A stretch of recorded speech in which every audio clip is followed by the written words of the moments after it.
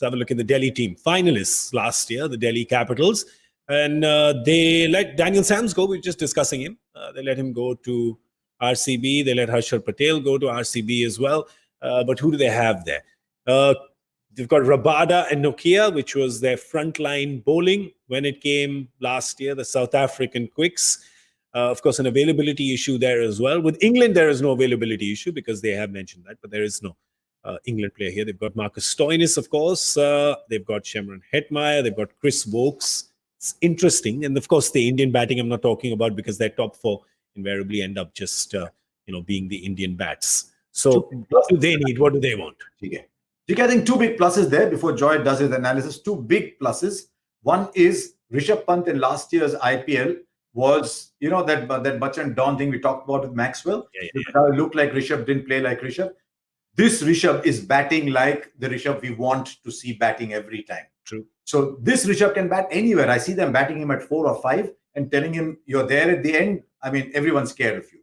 And Ishant Sharma can come in. So they've got Nokia, Rabada, Ishant. They've got this fantastic trio of bowlers. And then they've got Ashwin and Akshar. So the bowling becomes big. So the return of Ishant and the return to form of Rishabh makes for a completely different side. Problem, of course, Joy, is that the Pakistan series that South Africa is playing, right? They're playing it early April. Yep. They'll be worried about Rabada and Notke's presence out there. They'll definitely be looking at fast bowlers. I think, again, Big Bash, I go back to Jai Richardson. I think he's a great prospect out there. Andrew Ty is looking a very different bowler, as Harsh was talking about, but So those, Behrendorff is also there. There are options out there. Also, I still think Ricky Ponting could turn around and say, you know what, an Aaron Finch or somebody like an Aaron Finch or a Glenn Maxwell, I can control him. I know how to play him. See, so much of it depends on what. And every coach looks at players and says, you know what, I can do this guy. I'll get the best out of him.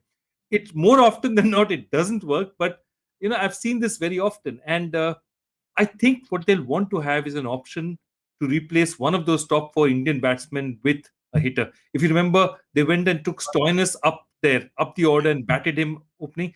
I don't think they want to do that consistently. It's just that they didn't have the squad to do it. But what if they got a gun international batsman, put him in there, maybe a Guptill, maybe a Aaron Finch, maybe whoever, and say, okay, here you are up the order.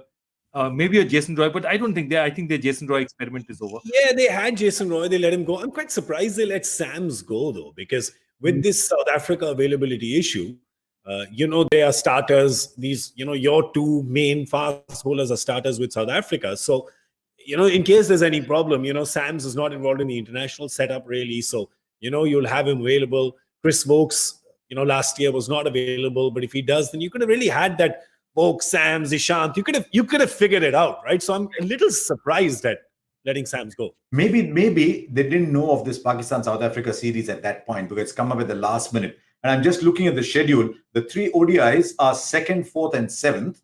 And if they release their players after the 3 ODIs, they come to India on the 8th through the quarantine. And by 14th, if they're ready, I know South Africa is a slight hotspot for people coming in from there with the COVID variant there. But if they come in and are available from 14th, then maybe they'll buy one more overseas fast bowler and get by for those games. And maybe they'll just miss out on a couple of games.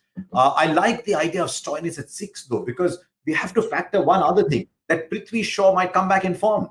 Prithvi Shaw comes back into form, then you don't need Stoinis up at the start, and then you've got Pant and Stoinis to finish. Plus Stoinis as a 6th bowler, it becomes a lovely side. So much like KKR, I don't see them doing too much at the auction.